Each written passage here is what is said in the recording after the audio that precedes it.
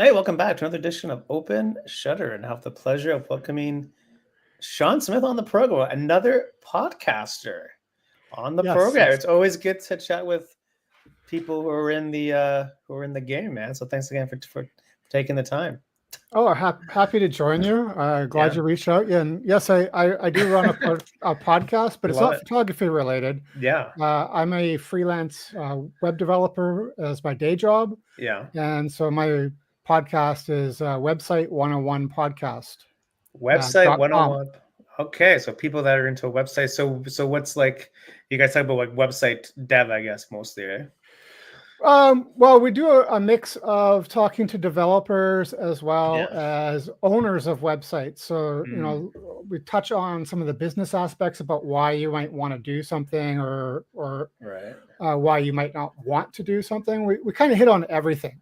So it's Interesting. like 50-50, a little bit business, a little bit Yeah. for the web developer, and some topics are for both. Ah, interesting. So, And so what made you want to go into the podcast game? well, this is about 7 years ago, well Yeah, before COVID. yeah, And I've been listening to podcasts for a while, and I was like, I have a lot to say. And I had a blog, but I was tired of writing, so I wanted to try a yeah. different format. Mm, And I talked to a friend of mine, and he's like, "Oh yeah, I'm interested," but he never followed up with wanting to do it. So I was like, "Okay, I'm just going to do it by myself." yeah, And I went in and I built the website. I scheduled guests. I drew from my network of people I knew. Did awesome, my first season on my own. Went pretty awesome. good. And then the following season, that friend, I had him on as a guest. Yeah. And after he was on as a guest, I said, "You want to be a co-host? Because it's a lot easier Hmm. to talk with somebody Yes. and not have to book a guest. Booking Yeah, guests is a little bit difficult. I'm sure you're aware of that." yeah. Oh, yeah. So I talked with my buddy Mike for a number of episodes. We still pulled on guests, and a couple of seasons later, we pulled on another friend, Amanda, and Yeah.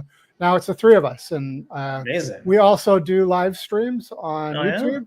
Oh, So yeah. we did one this morning or at lunchtime. Our Oh, live really? stream is called Lunch Bites, and it's spelled BYTES Bites. On YouTube? Yeah, Lunch Bites on YouTube? Let me look this up. Lunch Bites on YouTube. That's awesome, man. Yeah. I look this up. So how long have you been doing your podcast?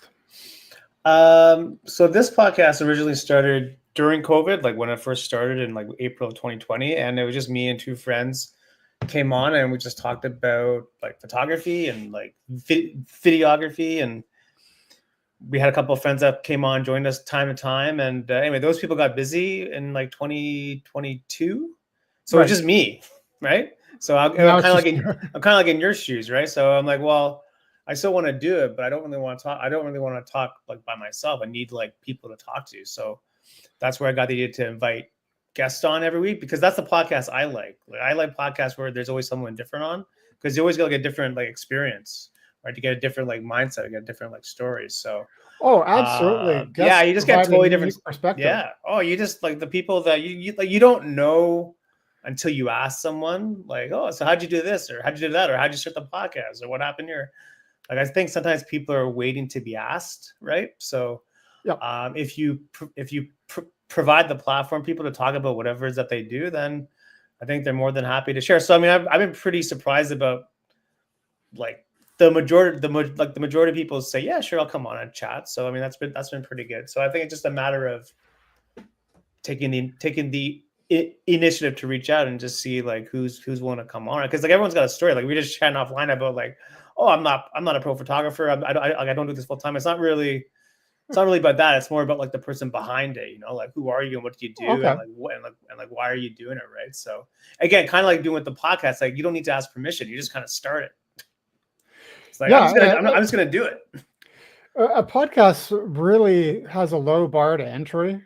You just need Yeah, a little bit of money to put out every month, yeah, and pay for a service like you're paying to do the recording, and then the rest of it's just basically talking, and those services basically. will take care of all the technical aspects for you. Yeah, exactly. Like it's to me, it's just like podcast or photography or whatever. Like to me, it's just like about being consistent. So like whatever your goal is, like you just need to kind of be accountable for that because no one's checking up on you. No one's like telling you to do this. Like it's kind of up to you, right? So it really has to come from like a place of like, I really want to do this. Yeah, absolutely.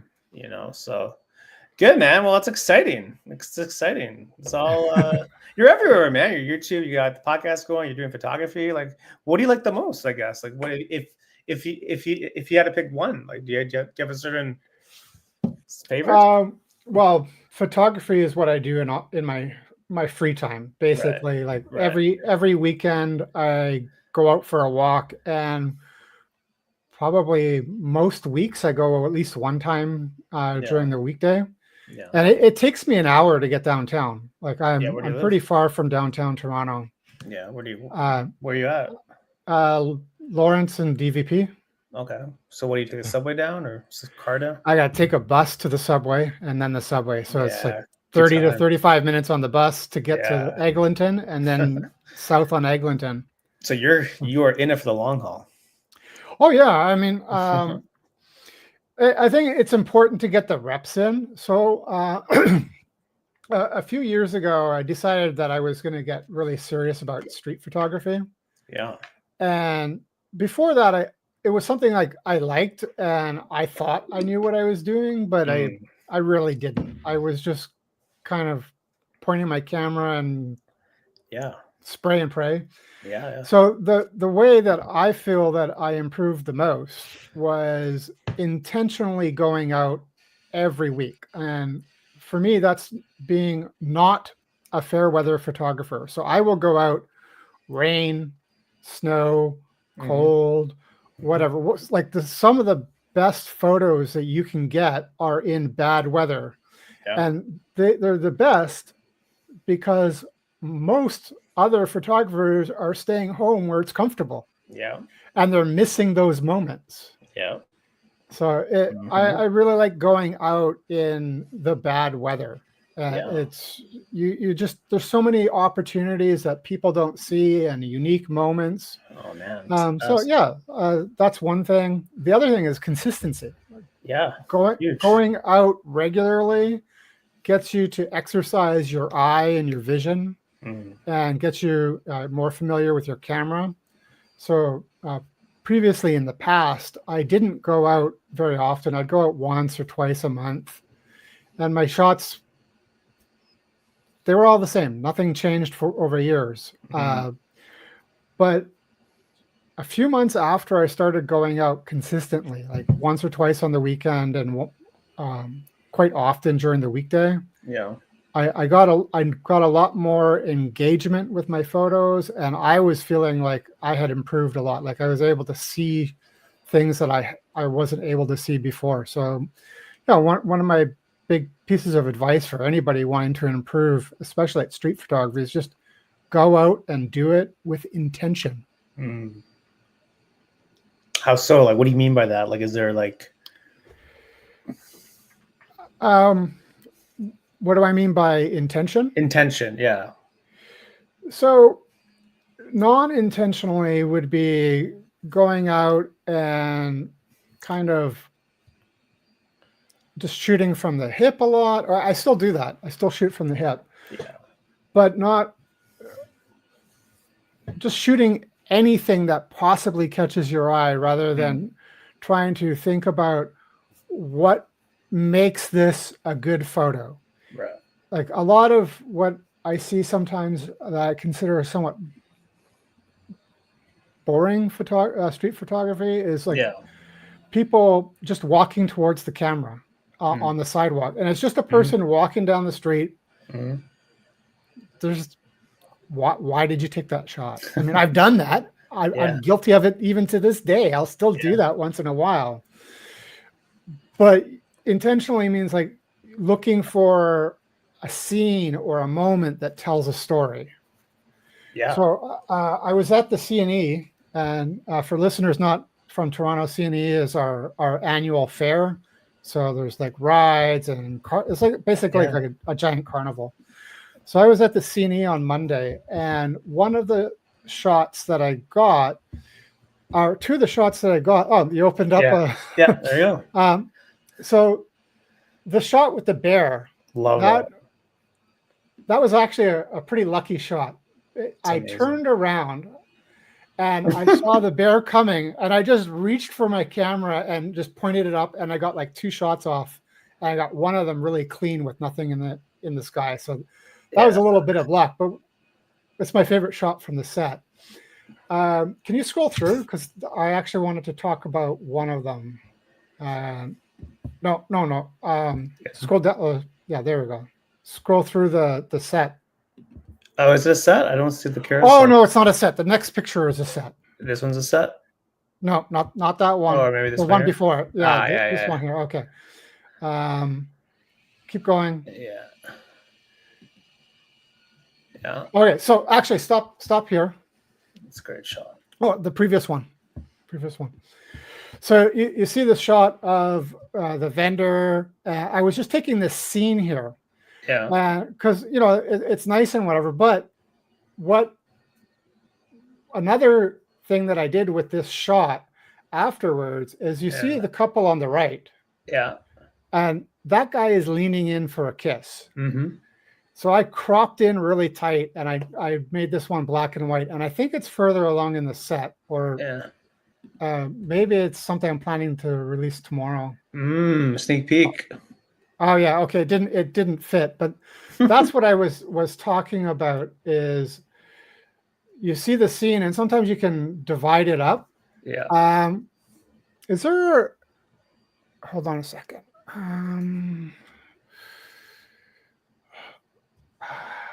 Oh, hold on a second. Yeah. Is it possible for me to share my screen? Yeah. I'll stop. Okay. There's a plus icon at the bottom there of your screen. All right, great. Share. There we go. Share screen. Window. There we go. So this is actually the photo I was looking to talk about, but I haven't shared this yet on Instagram. Okay. I've shared it elsewhere. Yeah.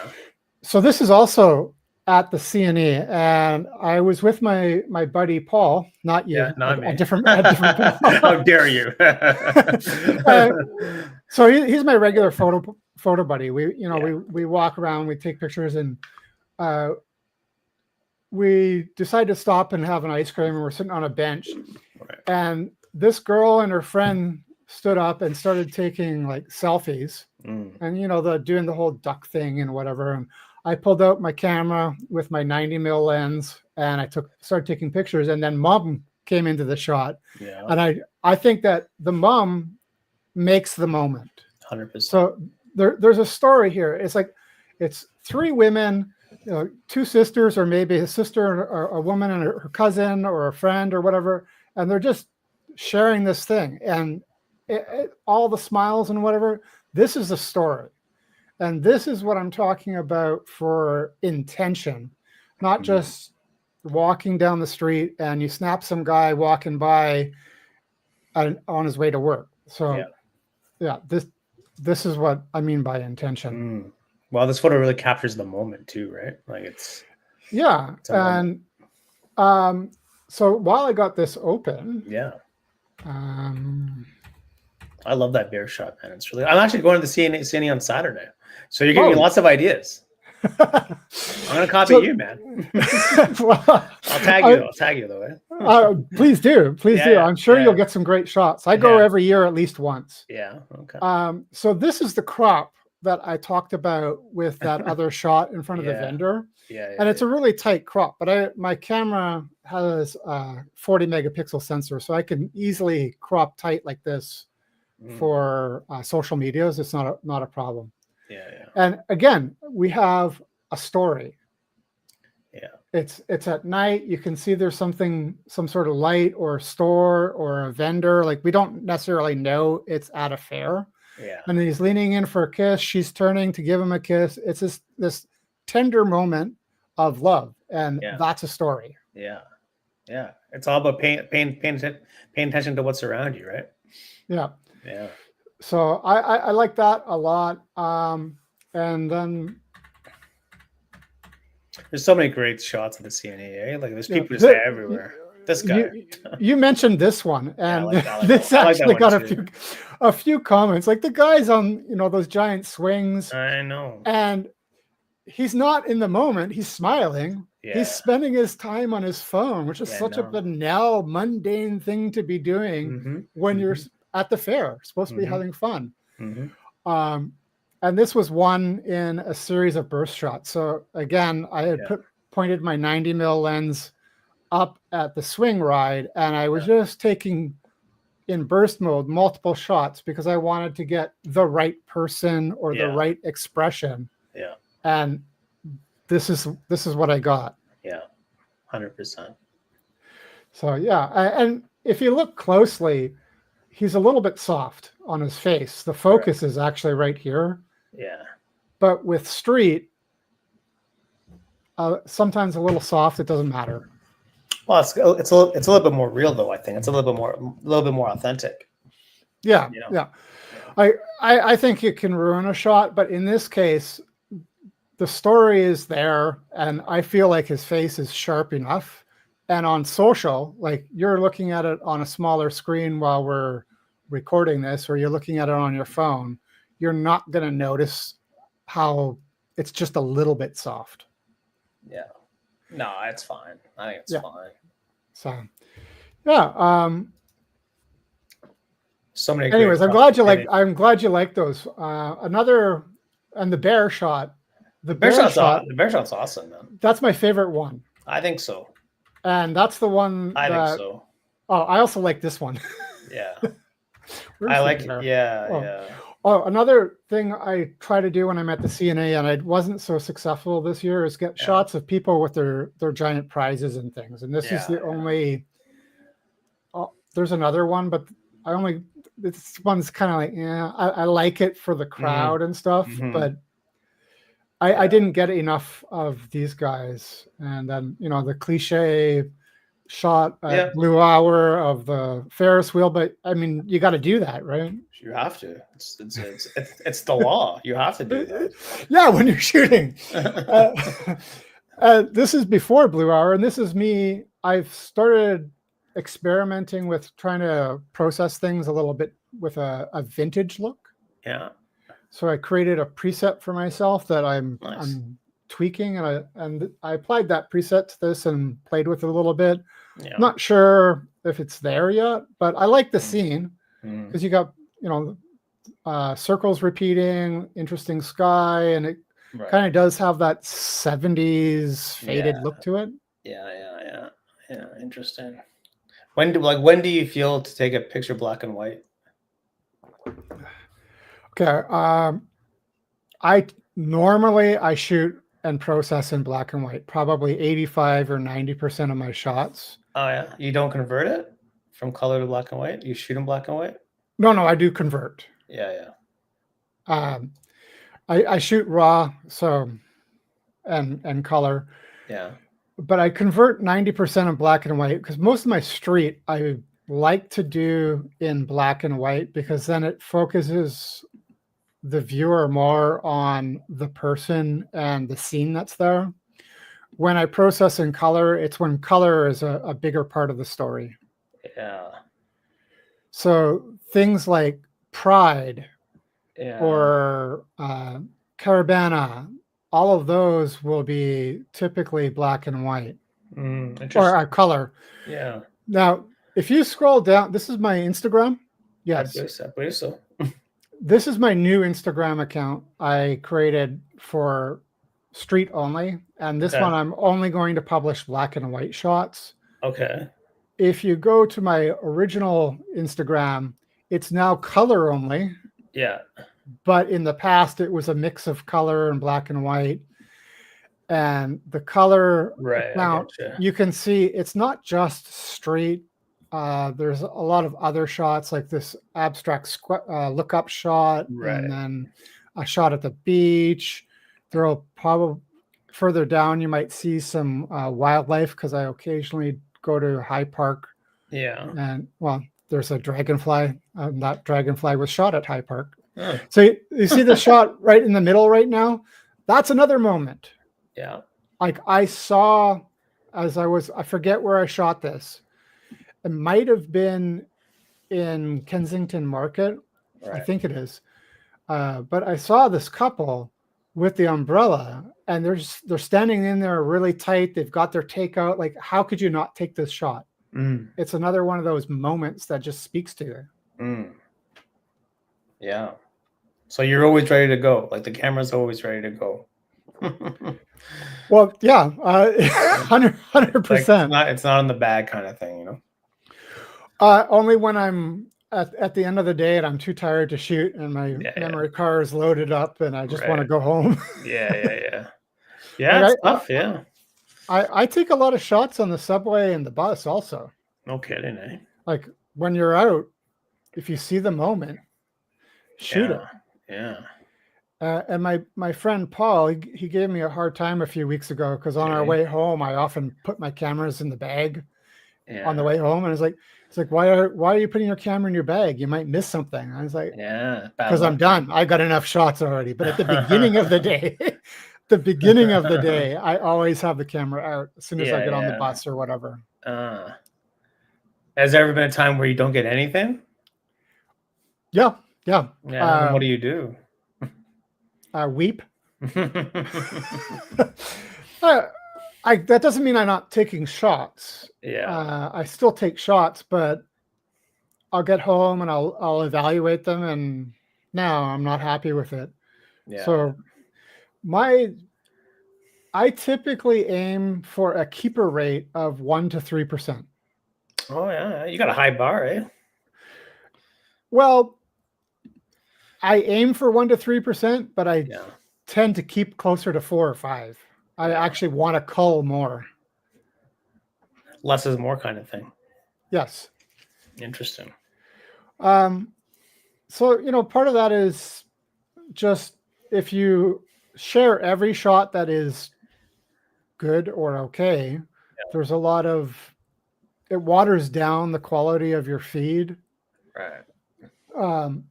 But if you're only showing the best of your best, the quality of what you have is better. Now, this is something that is easier to do when you go out regularly. And going out twice a week, maybe 3 times a week, I get a lot of shots. Yeah. My buddy Paul, he goes out 7 days a week. He's kind of retired right now, so he's always shooting. Jeez. And he'll go out, shoot for like 4 or 5 hours and keep 3 shots. Wow. Okay. All it's, right. there's reasons to call. That's the only part of the whole photography process that I don't like. You don't, eh? I like editing. I like shooting. Yeah. I get excited when I see a great shot in camera. I do not like culling. It's just tedious, but it in the end, it makes my catalog easier for me to find the good shots when I want to put together a set of like 3 or 4 shots that all belong together. I can search by the tag or the keyword, and it's a lot easier to find if I've already deleted all of the bad shots.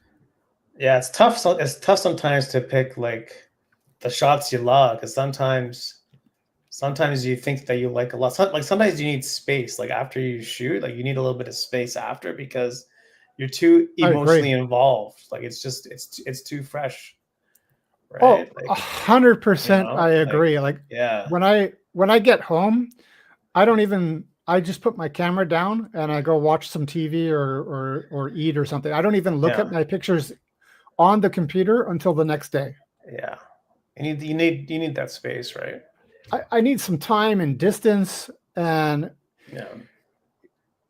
part of it is it makes it easier to really evaluate if a shot is good or not. Yeah. If I come home and I'm like, oh, that shot was amazing. But what if it's not amazing, but it's just very good?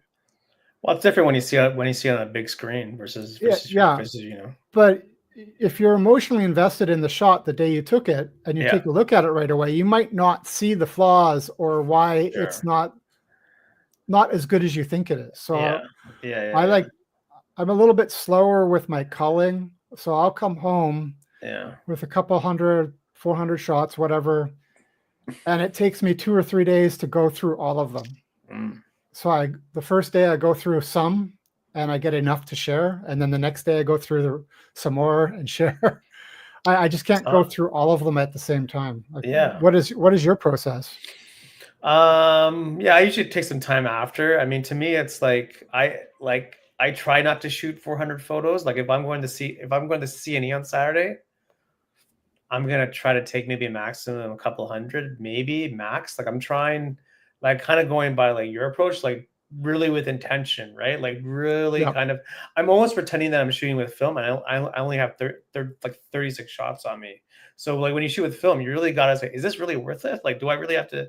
So it really makes you think, right? So, because to me, it's like, especially you go on Instagram and like everyone's got the same stuff. Like, how do you actually stand out now as a photographer, as an That's a artist? good question. How do you actually stand out and just be different, right? And that's not easy to do when you go to places like the CNE. You need to think differently. You need to really take your time and have like a plan, right? So with that, like you need to really not shoot as much, because I feel if you get into the rhythm of shooting a lot, you're gonna, like, things may start looking the same again as everybody else. So that's kind of like where I'm at with, like, take an example for like the CN Tower. Like, how the hell are you gonna shoot the CN Tower differently, right? Like, how are you gonna do that? That's not an easy thing to do. You really got to think about it. You really got to think about it. I agree. The CN Tower is a tough subject. Like, I shoot it every time I see it. You may have, but I don't keep them because they look.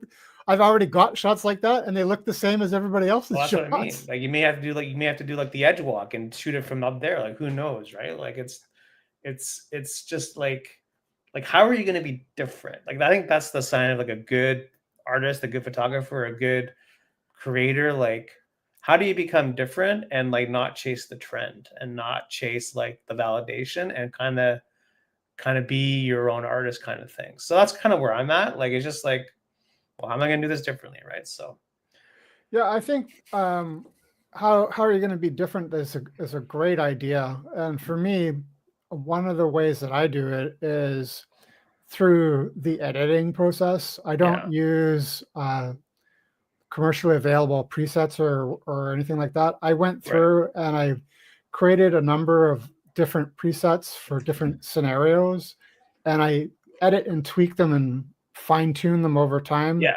And the goal is to have my photos have a consistent look. Right. Whether that's black and white. And, I mentioned earlier that I wanted to do a vintage look, and that's something new. I've only been doing that for a couple of weeks. So that one shot, I don't have a large number of them, but it was one of the ones that I thought worked with it. Yeah. And I think this is really important, is to create your own style, not just in camera with how you compose your shots, but also in your processing and your approach to cropping and the various sliders and tools that you use in the editor that you use. Yeah, no, that's definitely one way to do it for sure. Like you could be like the black and white, like King of Toronto, right? Like someone sees your work, it's like, oh, that's Sean. Like that to me is like pretty cool, right? I would love for somebody to look at my photo and just recognize, that's my shot. You made it, I think, at that point. Like it's like you really kind of accomplished that, where someone just doesn't have to know like the account. It's like, oh yeah, that's Sean, right? Yeah, it's like I'm scrolling through Instagram or Vero or wherever I look at photos. If I see a shot by Phil Penman, I immediately know that it's a Phil Penman shot. Yeah. He's one of my favorite photographers. Yeah, he's good, eh? I'm gonna try to look him up. Phil Penman? Yeah. I got a big ass book by him right here. How do you spell his name? Phil? Penman.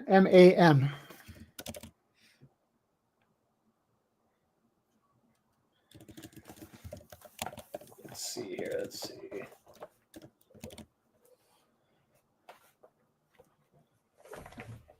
See the book?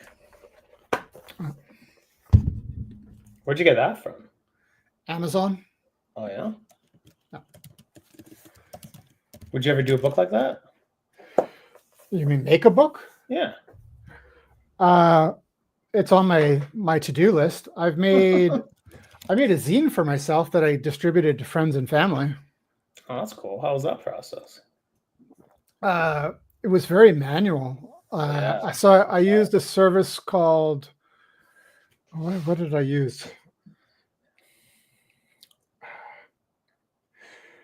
I laid out all of the book manually myself using Affinity Designer. Oh yeah. And then I output that as a PDF, and I sent, where did I get it printed? I can't remember where I got it printed. And I've been meaning to do a couple of other personal, just for me, not for selling, because I'm not well known enough to make it commercially viable. Yeah. But it's a really tedious process. Yeah. I just don't. I'd rather be out shooting than putting the time into creating the book. Even though I love seeing the zine in my hand. Yeah, it feels good though, doesn't it? It feels good. There is nothing quite like having a printed copy of your photo. I agree with that. Where is it? I thought I had it over here. Yeah. A couple of weeks. Oh, is that it? Yeah. So a few weeks ago, I went to Downtown Camera. Yeah. And I printed up 4x6s. Oh, nice. So this is like, actually, I've printed multiple copies for what. Here's another one. Oh, cool. And it's so much different to physically hold a shot in your hand rather than looking at it on a screen. And I strongly encourage photographers to print. Maybe buy a photo printer at home, or you can use an online service and print and get it delivered. Or if you're downtown, go into Downtown Camera, bring your stuff on a memory stick or on your phone. You can print 4x6 from a kiosk, and it'll just print it right there. And that's why these are all 4x6. But if you print different sizes, you use the kiosk, you send it to them, and you can pick it up later that day or the next day. I haven't done that yet, though. Yeah, there's really no excuses for not doing that these days. Yeah, and it's nothing quite like having a print and showing it to people. Like here's another shot from that set. That's cool. Yeah. Is that Kensington? Yes. Yeah. I went on a photo walk with a group from a Facebook group. Nice. And that was fun. And then after the walk or the next walk, you were supposed to print up a couple of shots and bring it with you. Yeah. Well, the next walk, for whatever reason, I couldn't make it, but I'd already printed up my shots. Yeah. And I've also printed from there before for other things. Here's that shot of the dragonfly that you saw earlier. There you go. You got the photo book already coming together in your hands, man. Yeah, exactly. That's already. There's another. That's cool. The shadows. Yeah, that's cool. Yeah, I forget what station this is. It's Yorkdale? north of. It's north of Yorkdale. I can't remember. Yeah, I'm gonna guess Yorkdale. I could be wrong.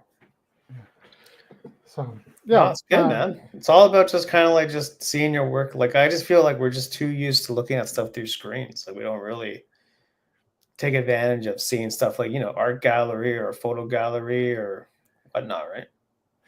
Yeah. Oh, speaking of gallery shows, the Image Center at Ryerson next month is going to have a show of Magnum authors. Oh yeah. Yeah. So anybody else who's here in Toronto or you, I really strongly encourage you to go. And if you're interested in Magnum, buy this book. Magnum Streetwise. Is that like the Bible for like street photography? Oh, it's expensive, but so worth it. So this is the table of contents. And there's a huge list of photographers there, and Yeah. each author gets, I think, 6 to 8 pages with Wow. a pretty big write up, and then a large number and then a number of different photos. Okay. This is my favorite photography book. Magnum Streetwise. You can buy it on Amazon? Yes, I did. Did, eh? Also expensive. So if someone wants to buy you a gift, they have to they should get you like a photo book of some sort. Or some gear. Or some gear. Or some gear. Yeah. There's a list of photo books on the Amazon wish list that I share with my friends and family. Oh, really? So they already know. They already know what to get you. Yeah. So when I say I bought this, I told my wife I want a book, a photography book, and she said, "Buy it. There's your Christmas gift." Jeez. Well, there you go.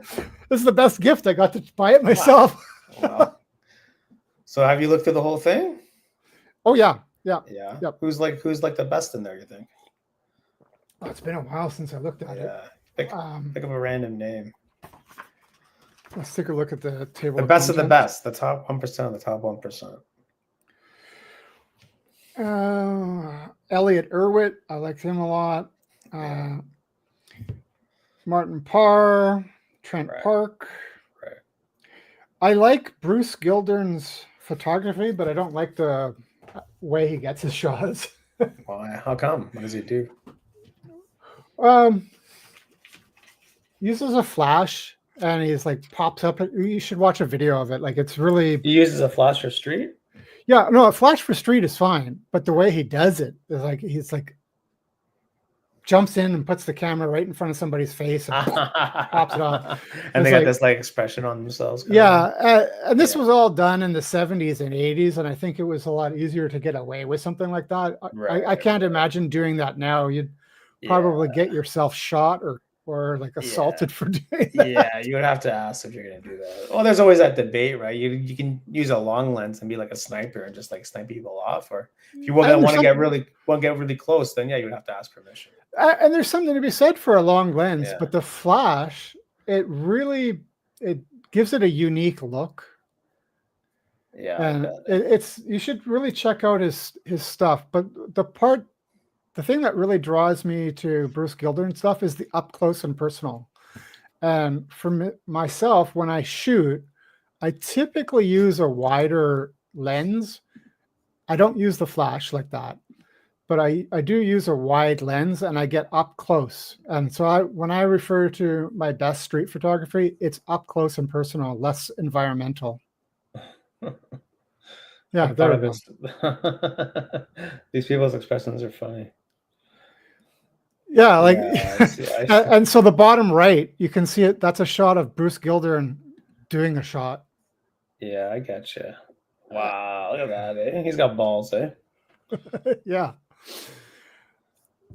That's so there's videos of him online, and it's like, wow, I just could never do that, but I really like the results of his shots. So look at these people, man. These people are like, wow, like characters, man. Characters in the movie.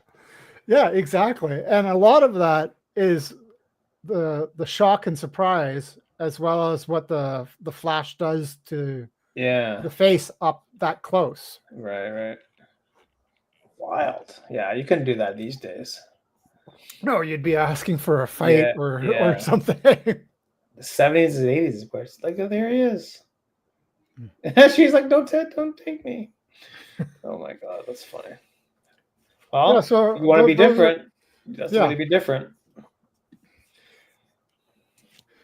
So print your shots. That's one of my newer things that I'm trying to do is just regularly print out my best photos, so I have something that I can physically hold and touch and browse through. Kind of old school. I'm thinking maybe I should just buy an old school photo album and put all my photos in there. You should.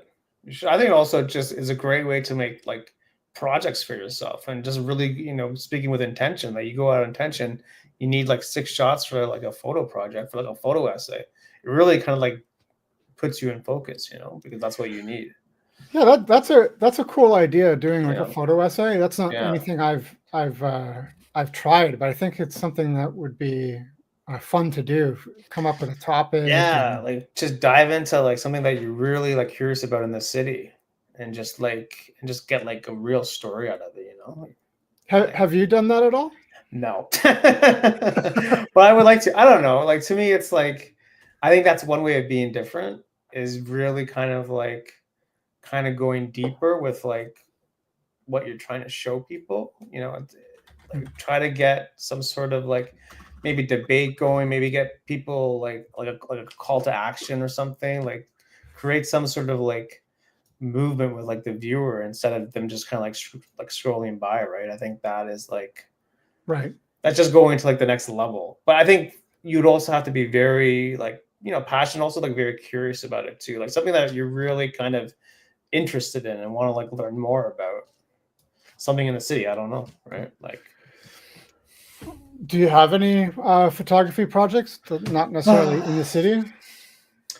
not really. Like, I don't know. I was trying to think of like ideas, but like, I was in like when I went traveling, I went to Morocco in May, and I took some cool Where did you go? shot. I didn't catch that. I'm sorry. Morocco in Oh, May. Morocco. That'd be a Yeah, cool destination. yeah. You want to talk about like photo ops? There's some really cool stuff there. So my friend goes, cool shots, but you should really create like photo essays out of these pictures and try to like kind of like capture more of like the city where you were or the country or like the people. I said, yeah, that's a good point, right? Because I don't know. I think they deserve more than just like a post on Instagram. Like you really want to kind of create some sort of like interest in like the shot. Like you went to a foreign country, cool. Like how was it? How was it hot? How are the people? How was the food? And really kind of create some sort of like curiosity around it. And maybe it makes people want to like, oh, maybe I want to go there too, kind of thing, right? So it kind of creates like a call to action, right? So stuff like that where like people have to think a little bit. I really No. like that idea, and I'm going to Italy next There you month. go. So There you go. I think Boom. I'm going to keep that in the back of my mind Yeah. and do that when I'm in Italy. Yes. And it's something actually you could do, or I'm think I might do with some Yeah. past vacations. Go through my older shots and see if I've got something that could put together a set that would work like that. Yeah. I really like that project. idea. That's brilliant. Yeah, that's what she was telling me. So yeah. I mean Italy too, man. Like it's been like, yeah. So do you have family there or you're just going there on holiday? No, it's just a vacation. Me and the wife, Nice. off to Rome and Naples. Okay. All right. Naples, the birthplace of pizza. There you go. That's Well, your photo essay. You find the best pizza in Naples. From Naples, it's a short ride to where are all those dead people? What's the name of the place with all the dead people in the volcano? Oh, Mount Vesuvius. Yeah, Pompeii? I think that's it. Pompeii. Pompeii. Where are all the dead people in the volcano? Where all the dead people are, yeah. The grave. I can't believe I couldn't draw the name. Yeah, I've been to Pompeii. Yeah, that's cool, man. Yeah, we're gonna do Pompeii and Naples, and then all right, okay, some little town where the shot where you got all the colorful houses on the mountainside and whatever. So I'm gonna get that kind of stuff. I'm looking forward to it. Okay, all right. You like history in general? I like it. I like photography. Well, they kind of tie in a little bit, maybe. Yeah. So yeah. I've traveled around Asia before I got serious about photography, so I don't have a lot of great shots, and it's kind of a regret. But recently, I started going to Europe, and man, I love Europe. Everywhere you look, it's just so photogenic. I know. All the old buildings, and like I was in London for a week. I went to Paris. I went to Amsterdam. Now we're going to Italy, and beautiful, man. Next year, hopefully, Prague. Yeah. So much there to see. So much history, right?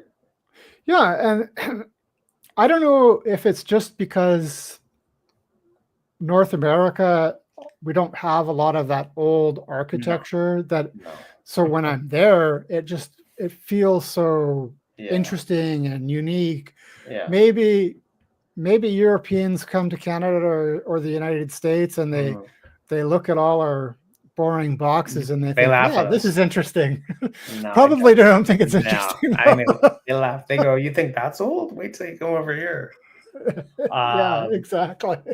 it's always like whenever someone travels somewhere new, it's like, oh my god, this is amazing. Meanwhile, it's always different when you live somewhere because you just take everything for granted. But Yeah, whenever you travel somewhere else, it's like, oh my god, this is amazing. I gotta do all these things, right? So it's just like a human nature thing, I think. yeah, absolutely. Like, Yeah, I lived in South Korea for 14 years, nice. and when I left, I Yeah, came back to Canada, and then I went back to visit with my wife. She's Korean. I yeah, met her there, nice. and everything was fresh again. So there was a lot of things that I was like, oh, I never noticed that because Yeah, I'd yeah, been there yeah, for so long. yeah, yeah, But yeah. I'd been away for 5 years, and I went back, and I was like, oh yeah, man, I like this. This is great, No and kidding, eh? hopefully we're going to go back again in a year or two because Yeah, I'd love to go back and do more photography there. yeah, It's such a beautiful place. yeah. I'm actually going there in October. Oh, nice. This is Where are you South going? Korea, everywhere. Oh, you're doing the whole Seoul, tour. Awesome. Seoul, Busan, Jeju Island, everywhere. So it's gonna be crazy. Yeah, I may have to ask you for some advice. There's a lot of great places for you to go. Yeah, I And want like lesser known places. okay, well, how about Jeju Loveland? Yeah. Okay. It's a sex theme park. Oh wow. It's a theme park slash museum, sex toys and history of sex, and Oh really? it's 19 and over only, so no kids. Right. Uh, Right. Where is this in the it's in country? Jeju. Oh. So the year before we left Korea, I went to Jeju with my wife and my kids, and we rented a car and drove around. And Nice. I saw this Jeju Loveland, and I was like, I want to go there. And my wife's like, well, we can't take the kids. And I said, well, I want to go there. So she said, okay, you watch the kids and I'll watch the kids and you go in. So I went in, and it was fun. There was it's good for Oh, about an hour. really? Eh? So this is why I should go there, eh? Yeah, it's unique. Let me see if I can find some. No, you know what? It's going to take me too long to find it. I'm not going Yeah. to do it All right. while we're recording. Cool, cool, cool. Yeah, If my I may have to ask you for some advice. Oh, absolutely. There's Yeah. lots of great places, and it depends on what kind of things that you want to do when you're there. Yeah. I don't know. I've been on Reddit a lot, just looking at what people are doing. So October. yeah, Yeah, if you're going in spring or summer, yeah, there's a no, I don't think that place would be good in the winter or October. Anyways, yeah, Yeah. you'll totally enjoy it. yeah. It's a great city, great country. Where else have you been? A lot of places. This is gonna be my 28th country, South Korea. Nice. So yeah, I've been to a few places. So that's kind of like my thing. I just travel. So I work and I travel. So that's it. Well, traveling is one of the best things anybody can do. I love traveling. Yeah, really just opens up your eyes to like how big the world is and also how small the world is and like just how people are the same. Like it's everyone's got the same kind of thing going on. It's like everyone wants to be respected and everyone wants to be seen and everybody wants to help out and the world's not as scary as the media makes you want to think it is sometimes, right? So Agree. 100% agree. 100% agree. Sure, So, you need common sense, but at the same time, like 99% of people are good, so they just want to help out. well, when you go to Korea, Yeah, make a project out of it. Make a photo. I have lots of ideas and do some video and do some photo project essays. I've stuff in my head. You could easily do a photo essay for each destination. Like, Yeah, you said you're going to Seoul. yeah. There's so many photo essays you could do it just in Seoul alone. But Seoul, Busan, Yeah, Jeju, each of those locations, you could make a photo essay yeah, or a video for each one individually, depending on how ambitious you feel. yeah. It's gonna be interesting. It's gonna be quite the project, I think, but it's gonna be good because I like the challenge. I like kind of stepping outside my comfort zone and trying to like push myself. and not kind of like do the same thing over and over again, because it gets a little bit boring, right? So, Right. so I mean, you don't have to travel to do it. You could, like we were just saying earlier, like you can just make a photo project in the city of Toronto. Like maybe you're curious about, I don't know, Well, I Hyde do Park in the have fall. I do have a Toronto project that I want to share. Yeah. Okay.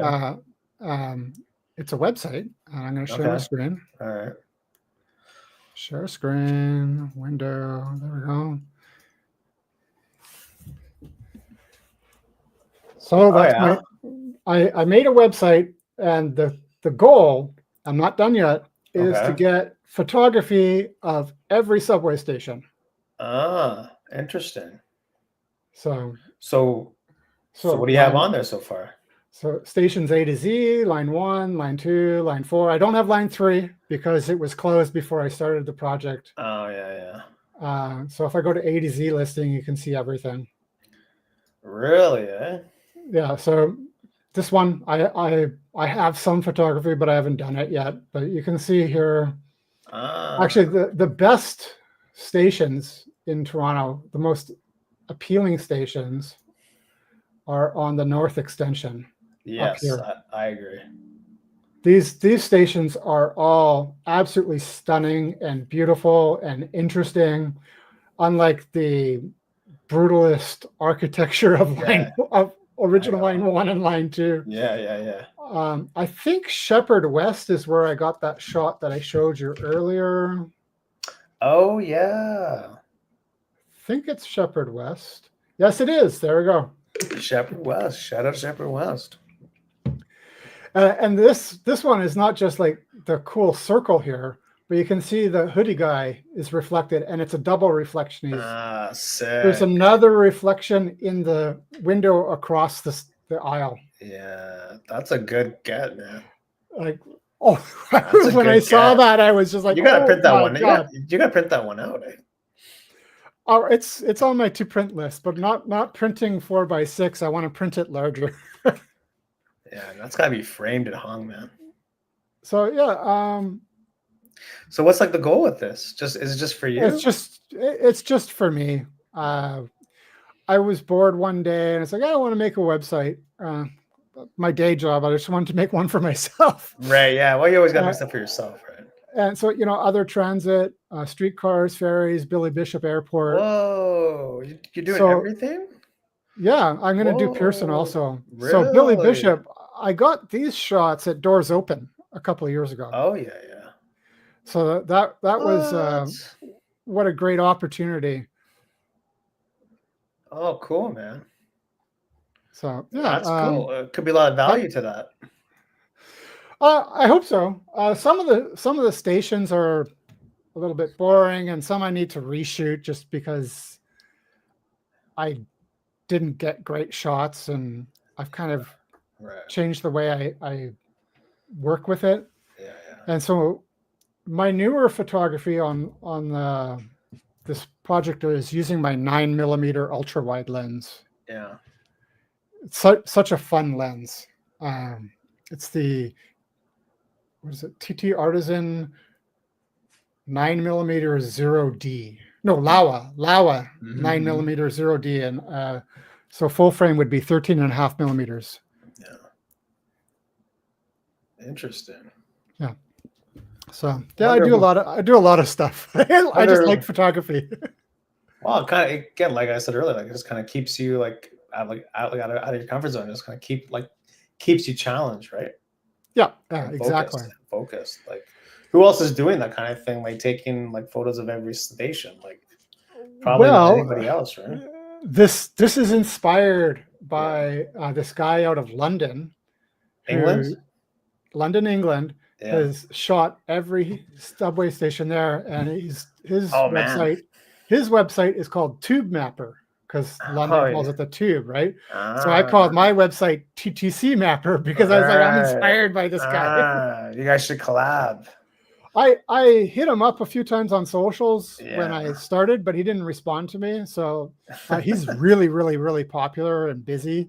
So I'm not sure if it's because he wasn't interested or because it got lost in all of his replies. Like, he's really, really popular. Yeah, and the tube has so many more stations than we do.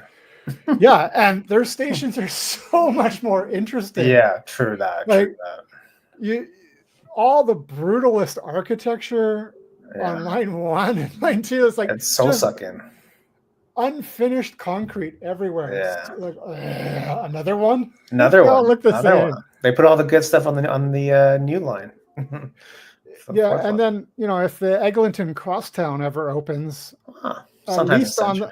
on the surface, Yeah, all the stations look the same. yeah. Like the underground stations, the entrances all look the same, and then the Yeah. above ground stations is just a platform with a rain shelter. It's Yeah. kind of like, eh. Oh man, he should, like the guy from London should invite you to shoot the tube, and you can invite him to Toronto and shoot. Oh, it'd be TTC. awesome. I would Yeah, love for him to imagine come that. here. Imagine that little swap. The Tube Mapper TTC Mapper collaboration. It's like the reverse, though. It's like you're. It's like there's so many more stations. There's so many more stations. Oh my god, how many stations are there? Yeah, I really want to go back to London. When I was there, I was only on the subway once or twice. Oh yeah. And I wasn't shooting it because the mappings, the subway project wasn't a thing for me when I was there. Right. So you got to go back just for that. I got absolutely. And what about the subway in Seoul? You got to do that too. I would love to do the subway in Seoul. Yeah, you got to do that too, then. But Are there more stations in Seoul than in London? There are more stations. Oh, easily. It's big, eh? There's 16 or 18 lines now, maybe more. Okay, great. So I'll get lost on day one for sure. Oh, you won't get lost. The wayfinding on the Seoul subway is so much better than the TTC. I get lost on the TTC because there's no signage. It's terrible. Okay. But the Seoul has English, Chinese, and Korean signs for everything. Okay, well, it should be okay though. I'll call you. I'll call you if I get lost. Absolutely, hit me up. Oh, I'll be happy to help you out. Or maybe put you in touch with one of my friends, and they can help you. Yeah. Oh my god, another Canadian. We got another Canadian out here. All right. Yeah, that's funny, man. That's funny. No, it's good, man. It's just you gotta just keep pushing, right? Like again, like no one's telling you to do this. Like you gotta stay like the course and just kind of keep going, right? Because you never know where it's gonna go. Like you never know where this like station thing's gonna go. Like maybe like the City of Toronto may want it for like a promo thing. You never know. You have no idea. It would be cool. I mean, you never know. I'm just saying, like things happen. If the TTC ever hears about it and like, hey man, you're a fan. Let's do something together. That'd be fun. I also think that TTC always wants like positive advertising because they get so much grief, right? Like they always want like positive stuff coming. There are issues with the TTC. Yeah. But I mean, it gets us around, and I don't want to drive downtown. I'd rather just take the bus and not have to worry about parking and stuff. You have an invite to Scotland. Gadsville has a subway locally called the Clockwork Orange. That is awesome. You got a connection to Scotland, bro. Actually, Scotland is on a trip. I want to do a distillery tour when I go there. Oh, do you? Oh yeah, man. I love Scottish Scotch single malt scotches. Love them. Oh, you do, eh? What's like your favorite Scotch? Lafroig Quarter Cask is one of my favorites, and oh man. You love the Scotch. It always tastes good when it hits your lips, Anchorman. Oh yeah, I do want to go to Scotland. It's definitely on my to-go list. There are plenty to hit up. Yes, I bet there are. Oh, I know. We will both be coming up and joining you. Don't worry. Yeah, we'll make it a team trip. Hey man, I'm always down to go with other people that are into photography because then you can do whatever you want and people understand. Oh, we gotta wait up. Yeah, I get it. Cool. Yeah, 100%. I get it. That's good, man. Awesome. Well, cool. There. Well, cool, Sean. We're up against the hour, so I don't want to take too much of your evening. So, Thanks I'm again for sorry, coming I on. missed that again. Oh, we're wrapping up. Sorry, Yeah. my hearing cut out for a second. No, I was great. I had a Yeah. blast. I'm glad you Yeah. reached out to me and asked me to join. Fascinating chat. Fascinating chat. Any final words for the people out there? Just get out and shoot all the time. The more you shoot, the better you get, and the more fun you'll have. Don't be a fair weather photographer. David, I will definitely hit you up. Yes. Follow me on Instagram or Vero, and Yeah. I'll follow back and definitely hit you up when I go. Probably in 2 or 3 years, though. Yeah, for sure. No, it's good, man. Love to have you back on. Maybe when you have your book out, or I would say I would love to be on your podcast, but I know nothing about websites. So, well, if you want to learn something about websites, you can maybe give it a yeah. Hit it up. We're actually having a meeting on Friday to start planning our next season. We don't do every week, so we do seasons of somewhere usually 10 to 13 episodes a season. Oh, okay, that's pretty good though, eh? Yeah. I'm just gonna give David your Instagram before we sign off, because I'm gonna put this on after, but he may not see it, so I don't know. Cool. Because you never know, man. The world is a small place sometimes.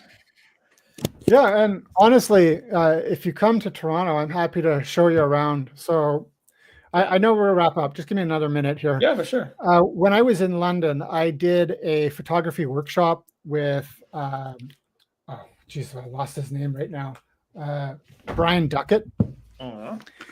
And part of their workshop is you get access to a private Facebook group. And so one of the guys on that Facebook group is like, hey, I'm coming to Toronto. Anybody got some tips for photography? Yeah. And I messaged him and I gave him some tips. And I also said, look, if you want somebody to walk around with the city with you, hit me up. And you know what? He came to Toronto and I spent the day with him. There you go. So yeah, I'll do it. I've done it. It was so fun. Sean walks the walk, let me tell you. Sean walks the walk, man. It's great. Yeah, I love photography. I like to show people, help them out, and I also like to learn. So I'm not going to be like, hey, my way or the highway. No. You can teach me as well as I can teach you. Yeah. No, it's good, man. I love the passion. It's definitely evidence. So just keep crushing it, man. Awesome. And everyone watching, listening, go check out Sean. Yeah, go ahead, Sean. You can say something. Paul, this was so much fun. I'm glad you had me on. Yeah, it was great. Awesome. From one podcast host to another, we speak the same language, kind of thing, almost. So absolutely, podcast and photography. Everyone watching, listening, go check out Sean. Links are in the description of this podcast, and we shall see you next time. Peace.